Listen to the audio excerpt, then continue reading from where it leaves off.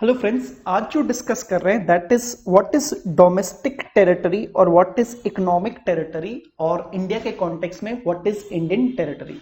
So we need to see the definition of what domestic territory, economic territory और what Indian territory.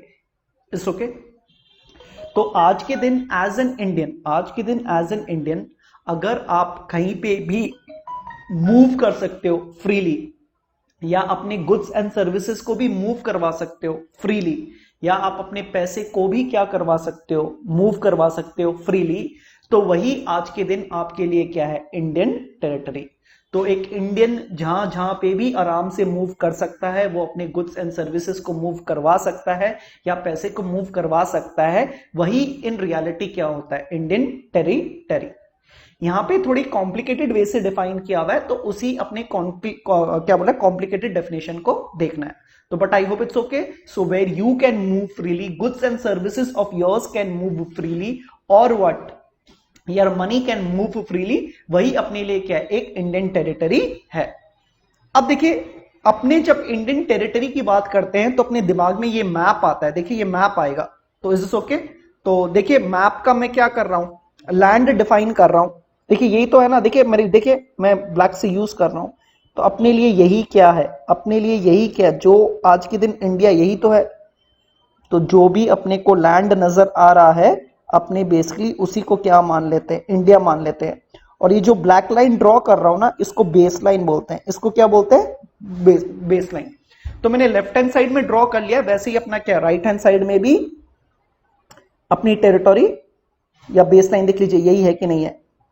तो मैं पूरे map में नहीं कर रहा हूं, मैं लगभग आपको समझा दिया हूं कि मोर और लेस अपने को जो भी इस मैप में लैंड दिख रहा है, अपने को लगता है अपने यहां पे फ्रीली मूव कर सकते हैं, goods and services freely move कर सकते हैं, मनी को फ्रीली मूव करवा सकते हैं, तो यही अपने लिए क्या है, इंडिया है. ठीक है. और ये जो ब्लैक लाइन ड्रॉ किया हूं, इसको बेस लाइन बोलते हैं. इसको क्या बोलते हैं, बेस लाइन. तो ठीक है, एज अ लेमन तो आप ठीक से ही समझ चुके हो कि लैंड ही अपने लिए क्या है, इंडिया है. लेकिन नहीं, इंडिया की जो टेरिटरी है वो लैंड से बड़ी होती है. देखिए कैसे, देखिए ये जो भी बेस लाइन है ना, ये जो भी बेस लाइन है ना, तो देखिए मैंने यहां पे एक लाइन ड्रॉ किया है. मैंने यहां पे क्या ड्रॉ किया, देखिए एक लाइन ड्रॉ किया है. So please remember 12 nautical miles, 12 nautical miles into the sea is also what, India. So 12 nautical miles from where the baseline is also what, India. and एक nautical mile लगभग 1.8 kilometre होता है. So please remember, land तो है ही है जो आप समझते हो, सी का भी हिस्सा इंडिया में माना जाता है. कितना सी का हिस्सा, 12 nautical miles from the base line into the sea. आप बोलोगे नॉटिकल माइल्स क्या होता है, nautical miles is nothing but what, 1.8 kilometres. It's okay. तो लैंड समझ चुके हैं, सी समझ चुके हैं, इसके ऊपर जो एयर है लैंड, ये जो लैंड के ऊपर एयर है, ये जो सी 12 नॉटिकल माइल्स के ऊपर जो एयर है, वो भी क्या है, इंडिया है. वो भी क्या है, इंडिया है. सो प्लीज रिमेंबर, लैंड तो है ही है, सी है ही है, एंड लैंड एंड सी के ऊपर जो एयर है that is also what, Indian territory. Again अपने यहां पे इंडियन टेरिटरी का डेफिनेशन इसलिए सीख रहे हैं क्योंकि मुझको ये जानना है कि किन गुड्स एंड सर्विसेज को मैं मेड इन इंडिया मान सकता हूं. बाद में इसके ऊपर सम्स है, वो अलग बात है, लेकिन अभी क्यों डिफाइन कर रहा हूं इंडियन टेरिटरी, क्योंकि मुझको पहले तो जानना पड़ेगा कि कितना लैंड इंडियन टेरिटरी के भीतर आता है, कितना सी इंडियन टेरिटरी के भीतर आता है, उसके ऊपर एयर कितना इंडियन टेरिटरी के ऊपर आता है, ताकि मुझको पता रहे कि मेड इन इंडिया वाले कौन से गुड्स एंड सर्विसेज है. It's okay. So it's okay. Why are we studying Indian territory? We want to find out which goods and services are what, made in India. तो जो land में है वो तो है ही है, जो 12 nautical miles into the sea में जो भी गुड्स एंड सर्विसेज बने हैं वो भी क्या, मेड इन इंडिया है. एंड उसके ऊपर जो एयर है उसमें भी अगर कुछ गुड्स एंड सर्विसेज निकल के आ रहा है तो वो भी क्या है, मेड इन इंडिया है. तो चलिए यहां तक देखते हैं. पहले देखिए इन लेमन्स लैंग्वेज तो अपने पॉलिटिकल फ्रंटियर्स को ही क्या मानते हैं, पॉलिटिकल फ्रंटियर्स का बेसिकली मतलब क्या हो गया, लैंड हो गया. बेसिकली क्या हो गया, लैंड हो गया. तो domestic territory means what, political frontiers एक लेमन के लिए. बट आपको अब मैं पढ़ा रहा हूं, देखिए in addition to what, political frontiers, domestic territory also includes what, sea and air territory. तो सी का भी हिस्सा इंडियन टेरिटरी का हो सकता है 12 nautical miles into the sea, and air territory जो भी एयर ऑन लैंड या सी के ऊपर है that is also what, Indian territory. देखिए जो नेक्स्ट अपने को क्या समझना है, ये है लगभग 200 नॉटिकल माइल्स इनटू द सी।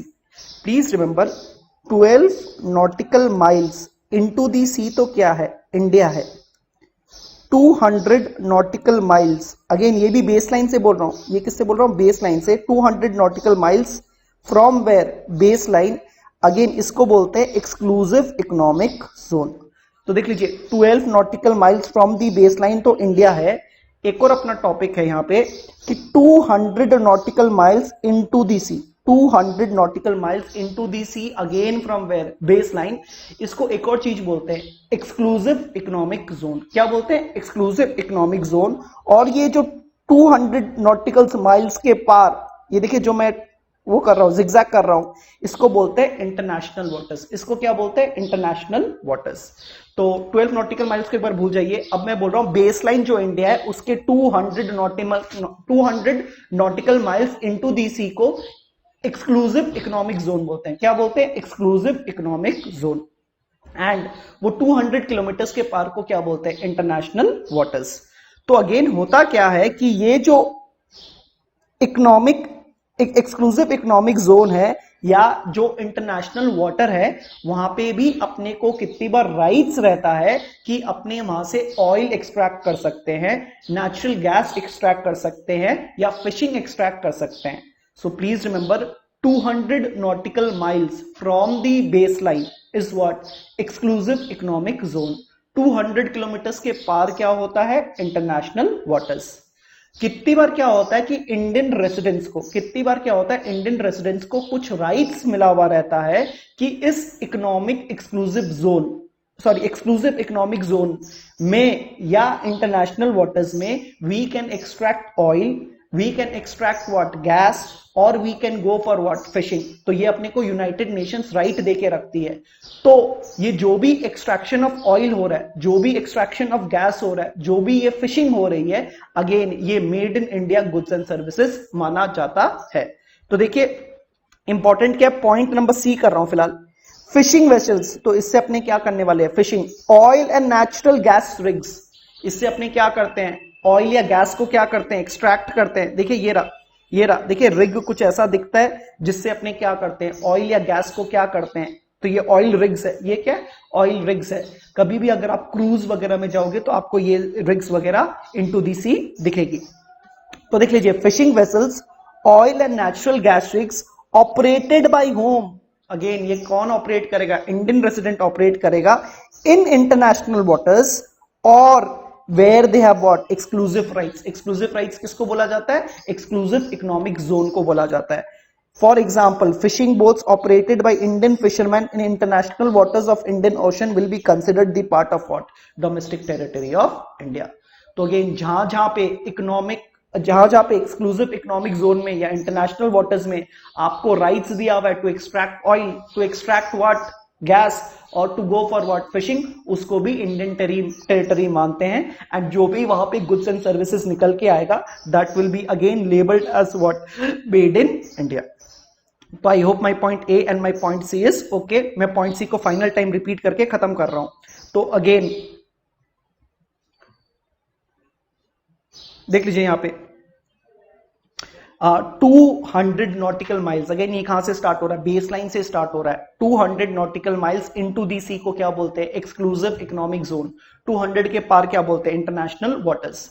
उस ईईजेड एक्सक्लूसिव इकोनॉमिक जोन में या इंटरनेशनल वाटर्स में कुछ कुछ एरिया में अपने को राइट्स दिया हुआ है, इंडिया को राइट्स दिया हुआ है, जहां पे ऑयल एक्सट्रैक्शन, गैस एक्सट्रैक्शन या फिशिंग कर सकते हैं। उसको भी क्या मानते हैं, इंडियन टेरिटरी मानते हैं। एंड उसमें जो भी गुड्स एंड सर्विसेज बनेगा that is what, again made in India. हाँ, इट शुड बी ऑपरेटेड, जो भी वो ऑयल रिग्स है, जो भी आपका वो गैस के रिग्स है, they should be operated by home, Indian residents.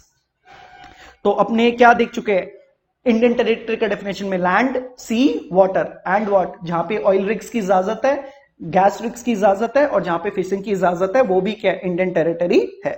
Next देखिए क्या देखना है, शिप्स एंड एयरक्राफ्ट्स।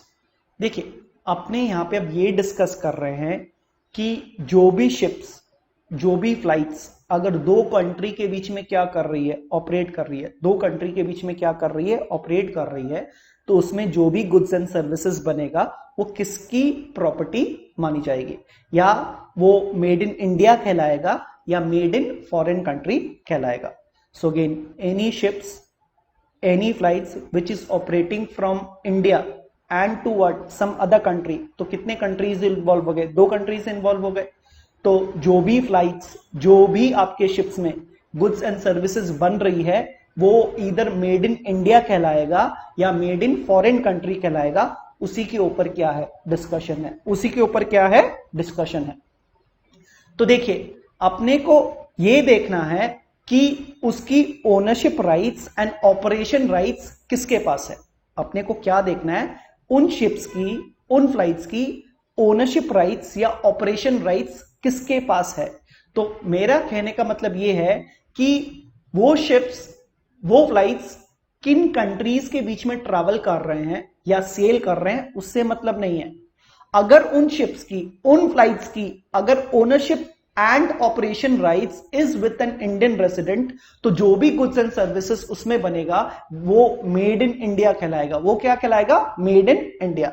तो अगेन अगर कोई भी शिप, कोई भी आपकी फ्लाइट दो कंट्री के बीच में क्या कर रही है, फ्लाई कर रही है या सेल कर रही है, उससे कोई लेना देना नहीं होता कि वो किन कंट्रीज के बीच में क्या कर रही है, फ्लाई कर रही है, सेल कर रही है। अपने को यह देखना पड़ता है कि वो शिप्स और वो एयरक्राफ्ट के पास के ओनरशिप राइट्स किसके हैं एंड ऑपरेशन राइट्स किसके पास है। तो अगर इंडियन रेसिडेंट के पास अगर उसके ओनरशिप राइट्स है, ऑपरेशन राइट्स है एंड वो किस कंट्री से ट्रैवल कर रहा है, कहां जा रहा है, उससे कोई लेना देना नहीं है। As far as we can prove कि वो ओनरशिप राइट्स किसका है, इंडियन रेसिडेंट का, एंड उसका ऑपरेशन राइट्स किसका है, इंडियन रेसिडेंट का, तो उसमें जो भी गुड्स एंड सर्विसेज बनेगा वो मेड इन इंडिया ही कहलाएगा। तो देखिए ships and aircraft owned and operated by normal resident, Indian resident between two or more countries, वो भी क्या माना जाता है, इंडियन टेरिटरी माना जाता है। तो उनमें जो भी गुड्स एंड सर्विसेज बन के आएंगे वो क्या माने जाएंगे, इंडियन, मेड इन इंडिया माना जाएगा। तो I hope it is okay. So from which country are they flying and sailing, उससे कोई भी अपना मतलब नहीं है। अपने को यह देखना है कि उन एयरक्राफ्ट्स की या उन शिप्स की ownership rights and operation rights किसके पास है। As far as it is with an Indian resident, वो क्या कहला जाएगा, इंडियन टेरिटरी कहला जाएगा, एंड वो गुड्स एंड सर्विसेज भी क्या माना जाएगा, मेड इन इंडिया माना जाएगा। लास्ट देखिए embassies. I hope you can understand कि अमेरिका की एम्बेसी अमेरिका में नहीं होती है, वो डेफिनेटली कोई दूसरे कंट्री में होगी। वैसे इंडियन एम्बेसी इंडिया में नहीं मिलेगी, इंडियन एम्बेसी कहां पे मिलेगी, अमेरिका में मिलेगी, कनाडा में मिलेगी, चाइना में मिलेगी। आई hope it's okay. So any embassy, कोई भी कंट्री की एम्बेसी खुद की कंट्री में नहीं होती है, वो फॉरेन कंट्रीज में क्या होती है, उनका एस्टैब्लिशमेंट होता है। तो मैं ये बोल रहा हूं, जो भी सोचिए अमेरिका की एक अमेरिकन एम्बेसी कहां पे, इंडिया में। अमेरिका की अमेरिकन एम्बेसी कहां पे, इंडिया में है। यानी कि इंडिया में एक लैंड उनको दिया हुआ है जहां पे उन्होंने अपनी ऑफिसेस क्या की हुई है, सेट की हुई है। तो जो भी स्पेस में वो अमेरिकन एम्बेसी बनी हुई है वो इंडियन टेरिटरी के भीतर नहीं आती है। वैसे ही इंडियन एम्बेसी कहां पे होगी, अमेरिका में होगी, तो अमेरिका में कुछ लैंड तो दिया होगा ना इंडियन गवर्नमेंट को, जहां पे उन लोग वहां इंडियन एम्बेसीज को क्या कर सके, स्ट्रक्चर बिल्टअप कर सके। तो जिस स्पेस में, अगेन अमेरिका के जिस स्पेस में इंडियन एम्बेसी बना हुआ है, again that is what Indian territory, that is what Indian territory. वैसे ही अमेरिकन एम्बेसी के लिए इंडिया में भी जगह दिया हुआ है, लेकिन वो इंडियन टेरिटरी नहीं है।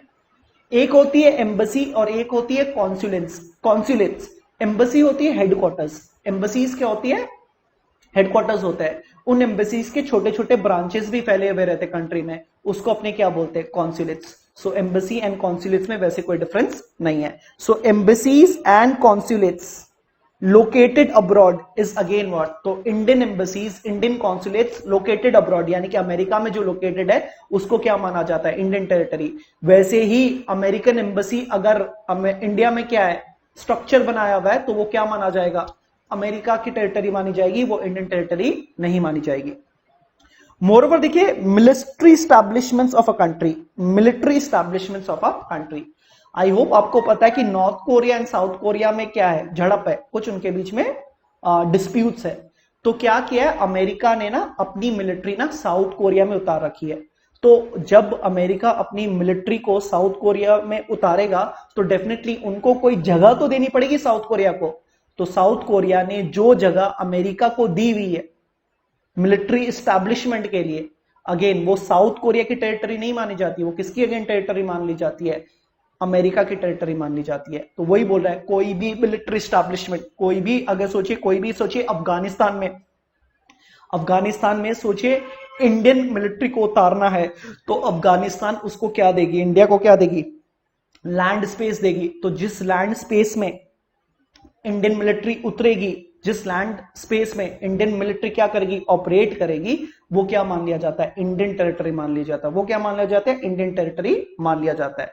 तो अभी काफी बात चल रही है कि अफगानिस्तान में इंडियन मिलिट्री को भी उतारा जाए, क्योंकि वहां पे डेफिनेटली कुछ ज्यादा डिस्प्यूट्स है।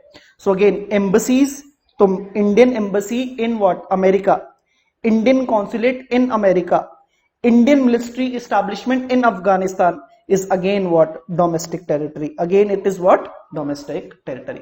तो अगेन डोमेस्टिक टेरिटरी में एक लैंड है, दूसरा सी है, तीसरा क्या है, एयर है, चौथा एक्सक्लूसिव इकोनॉमिक जोन में या इंटरनेशनल वाटर्स में जहां जहां ऑयल एक्सट्रैक्शन के राइट्स, गैस एक्सट्रैक्शन के राइट्स, फिशिंग के राइट्स है, वो भी क्या है, इंडिया है। मोरओवर जो भी शिप्स, जो भी एयरक्राफ्ट्स टू कंट्रीज के भीतर क्या कर रहे हैं, इधर सेल कर रहे हैं या क्या कर रहे हैं, फ्लाई कर रहे हैं, अगर उनकी ओनरशिप एंड ऑपरेशन राइट्स कोई इंडियन रेसिडेंट के पास है, तो वो किसका माना जाएगा, इंडियन टेरिटरी माना जाएगा। Indian embassy in America, Indian consulates in America या इंडियन मिलिट्री एस्टैब्लिशमेंट वेयर इन अफगानिस्तान, वो भी क्या माना जाएगा, इंडियन टेरिटरी माना जाएगा। Domestic territory does not include, again America की एम्बसी को इंडिया में क्या दिया हुआ है, जगह दिया हुआ है, अमेरिकन एम्बसी को इंडिया में क्या दिया हुआ है, जगह दिया हुआ है। तो जो इंडियन स्पेस इंडियन गवर्नमेंट ने अमेरिकन एम्बसी के लिए दिया है, वो स्पेस इंडियन टेरिटरी नहीं है। So embassies and consulates and military establishment of a foreign country present in what, India, it's okay. तो वैसा वर्षा है ना, आपको अमेरिका में इंडियन एम्बसी के लिए स्पेस दिया हुआ, वो आपकी टेरिटरी है। वैसे ही अमेरिकन एम्बसी के लिए इंडिया में स्पेस दिया होगा, तो वो क्या मान लिया जाएगा, अमेरिकन टेरिटरी मान लिया जाएगा, और वो इंडियन टेरिटरी नहीं होगा। International organisations, again UNO, WHO, again इनके लिए भी जो जगह दी गई है, सोचिए इंडिया में यूएनओ को सेटअप के लिए जगह दिया हुआ है, डब्ल्यूएचओ के लिए सेटअप के लिए जगह दिया हुआ है, that also does not belong to what, Indian territory. क्योंकि अगेन ये तो सारी कंट्रीज की क्या है, मिलजुल के बनाई हुई क्या है, इंस्टीट्यूशंस है।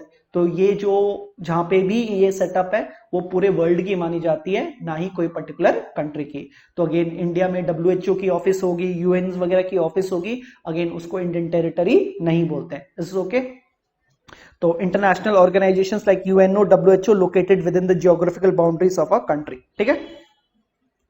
अगेन देख लीजिए, domestic territory is a bigger concept then what, political frontiers. क्योंकि पॉलिटिकल फ्रंटियर्स में तो सिर्फ लैंड मानते थे, लेकिन डोमेस्टिक में तो बहुत कुछ माना है, air, sea, exclusive economic zones, ships, aircrafts, embassies वगैरह।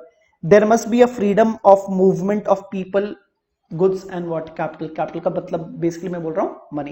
तो अभी बात किए थे, यूजुअली अपने टेरिटरी किसको मानते हैं, इंडियन टेरिटरी किसको मानते हैं, जहां पे अपना फ्री मूवमेंट ऑफ पीपल हो, गुड्स हो या कैपिटल हो, ठीक है।